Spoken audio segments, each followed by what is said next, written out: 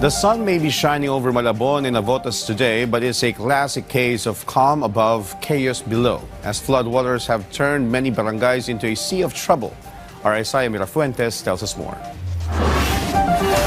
The sun was shining brightly over Malabon and Navotas today, but many barangays in the cities were still submerged in deep floodwaters. Right at the entrance of Navotas, the scene looks like a giant swimming pool. Mula dito kung saan ako nakapwesto ngayon, hanggang binti ko pa lang yung tubig. Pero ayon sa mga residente, kapag dinediretso daw namin ito, aabot na sa hanggang dibdibang tubig.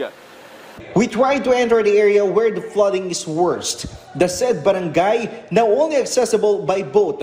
Residents' home already full of flood water. Arlene just stares at flood, feeling the burden it has brought to their community. Tapos yung mga naghahanap buhay, mahirap po.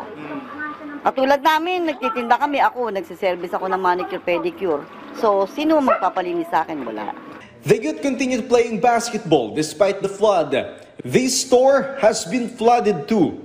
The children are enjoying themselves as though their summer vacation just got extended. They've turned the streets into their own little beach. In Malabon, many roads were also flooded. Even the area in front of the City Hall was not spared. A broken floodgate coinciding with high tide is being blamed for the flooding in Malabon and Navotas. The broken floodgate is the same one that malfunctioned last year when Typhoon Karina caused severe flooding in both cities. Last year kasi, di ba, nadaanan siya ng fishing vessel. So ngayon, tingin ko nag-deteriorate na rin yung floodgate natin, kaya nagkaroon na rin ng mga malfunction siya. At present, repairs to damaged floodgate are ongoing.